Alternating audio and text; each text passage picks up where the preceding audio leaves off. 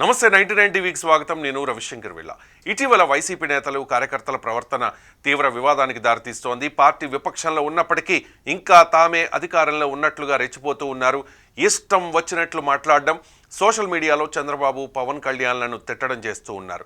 అంతేకాదు గ్రామాల్లో కూడా వైసీపీ శ్రేణుల తీరుపై విమర్శలు వెల్లువెత్తుతూ ఉన్నాయి. కొందరు నాయకులు అభిమానులు హద్దులు దాటి ప్రవర్తిస్తూ ఉన్నారు.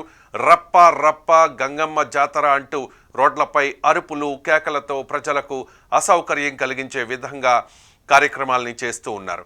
రాజకీయ అభిమానం పేరుతో జరుగుతోన్న ఈ చర్యలు సామాన్య ప్రజలను ఆందోళనకు ఇబ్బందులకు గురి చేస్తూ ఉన్నాయి. తాజాగా జగన్ పుట్టినరోజు సందర్భంగా జరిగిన కొన్ని ఘటనలు మరింత కలకలం రేపాయి. జగన్ పుట్టినరోజు సందర్భంగా మూగ జీవాలను బలిచ్చి వాటి రక్తంతో జగన్ ఫ్లెక్సీలకు అభిషేకాలు చేయడం తీవ్ర విమర్శలకు కారణమవుతోంది. రాజకీయ నాయకుల పుట్టినరోజుల్ని సేవా కార్యక్రమాలతో జరుపుకోవాల్సిన సందర్భంలో ఇలాంటి హింసాత్మక చర్యలు సమాజానికి ఏ సందేశం ఇస్తూ ఉన్నాయన్న ప్రశ్నలు తలెత్తుతూ ఉన్నాయి. ఉమ్మడి అనంతపురం జిల్లాలో పలు చోట్ల 2029లో రప్ప రప్ప అంటూ ఫ్లెక్సీలు ఏర్పాటు చేశారు. బ్రహ్మసముద్రం మండలం బొమ్మగానిపల్లిలో వైసీపీ సర్పంచ్ ఆదినారాయణ రెడ్డి ఆధ్వర్యంలో 5 గొర్రెలను నరికి వాటి రక్తంతో జగన్ ఫ్లెక్సీకి అభిషేకం చేశారు. ఇదే తరహాలో విడపనకల్లు మండల కేంద్రంలో కూడా మూగజీవాల బలితో ఫ్లెక్సీలకు అభిషేకం చేయడం జరిగింది.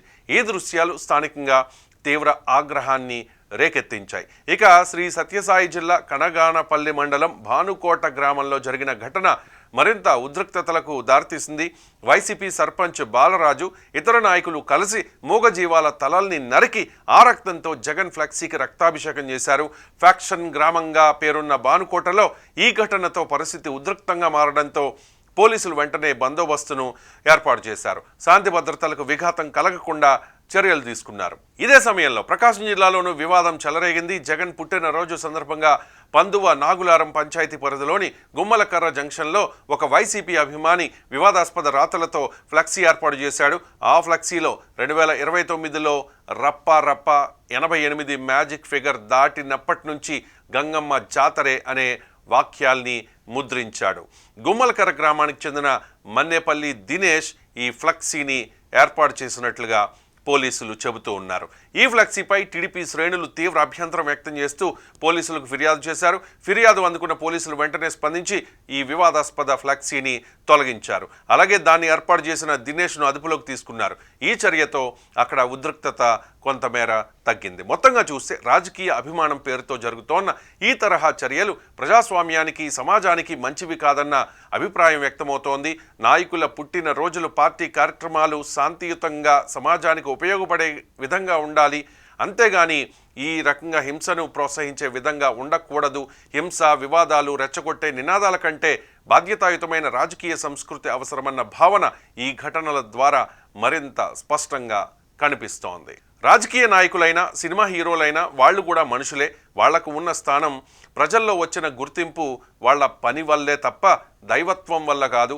అయినా మన సమాజంలో కొంతమంది వ్యక్తులను అతిగా అభిమానించే ధోరణి రోజు రోజుకు పెరుగుతోంది. అభిమానించడం తప్పు కాదు.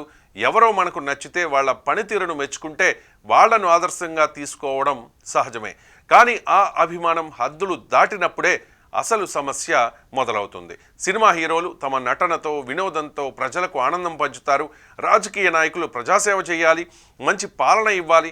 ఈ 2 రంగాల్లోనూ విజయవంతమైన వాళ్లకు అభిమానులు ఉండడం సహజం.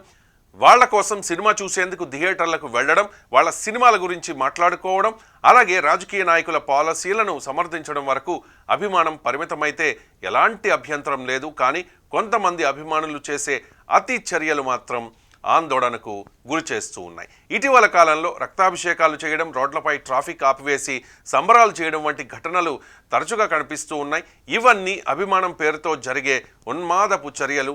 రక్తాభిషేకం చేయడం అనేది కరెక్ట్ పద్ధతి కాదు. జంతువులను నరికి మాత్రమే కాకుండా వేళ్లు కోసుకుని కూడా రక్తాభిషేకాలు చేయడం, నెత్తుటి తిలకాలు దిద్దడం లాంటివి చేస్తూ ఉన్నారు. అలాంటి చర్యలు సమాజానికి ఎలాంటి మంచి సందేశాన్ని ఇవ్వవు అని చెప్పాలి. అతి అభిమానం వ్యక్తిని ఆలోచించకుండా చేస్తుంది. హీరో లేదంటే రాజకీయ నాయకుడు చేసిన ప్రతిదీ సరైనదే అన్న భావన కలుగుతుంది. దీంతో తప్పులను కూడా సమర్థించే పరిస్థితి వస్తుంది. ఇది ప్రజాస్వామ్యానికి, సమాజానికి ప్రమాదకరం. నాయకులను ప్రశ్నించాల్సిన చోట వాళ్లను దేవుళ్లలా పూజించడం మొదలు పెడితే ప్రజల హక్కులు, బాధ్యతలు మర్చిపోతాం. అదేవిధంగా హీరోల విషయంలోనూ వాళ్ళ తప్పులను పట్టించుకోకుండా ఫాలో అవ్వడం కూడా సరైన పద్ధతి కాదు. ఒక హీరో కష్టపడి ఎదిగిన తీరు మనకి కష్టపడే శక్తినివ్వాలి. ఒక నాయకుడు ప్రజల కోసం చేసిన మంచి పనులు మనలో సేవాభావాన్ని పెంచాలి. అంతేగాని రక్తం చిందించడం, హింసకు దిగడం, ఇతరులపై దాడులు చేయడం లాంటి పనులకు అభిమానం కారణం కావద్దు. అలాంటి చర్యల్ని ఎవ్వరూ కూడా హర్షించరు. నిజమైన అభిమానం అంటే గౌరవం, ఆత్మవిమర్శ, హద్దుల్లో ఉండే ప్రేమ మాత్రమే. అభిమానించే వ్యక్తి తప్పు చేస్తే దాన్ని తప్పే అని చెప్పగలిగే ధైర్యం ఉండాలి. సమాజానికి ఉపయోగపడే పనులు చేయడం ద్వారా అభిమానాన్ని చూపించాలి. జగన్ ఫ్లెక్సీకి రక్తాభిషేకం చేయడం కంటే కూడా రక్తదాన శిబిరాలు ఏర్పాటు చేసి ఉంటే జగన్ కూడా సంతోషించి ఉండేవారేమో. అలాగే సేవా కార్యక్రమాలు చేయడం, చదువు, ఆరోగ్యం వంటి రంగాల్లో సహాయం చేయడం నిజమైన అభిమానం అవుతుంది. మొత్తానికి రాజకీయ నాయకులైనా, సినిమా హీరోలైనా మనలాగా మనుషులే. వాళ్లను అభిమానించాలి, గౌరవించాలి. కానీ ఆ అభిమానం హద్దులు దాటకూడదు, ఉన్మాదంగా మారకూడదు. బుద్ధితో, బాధ్యతతో ఉండే అభిమానం మాత్రమే సమాజాన్ని ముందుకు నడిపిస్తుంది.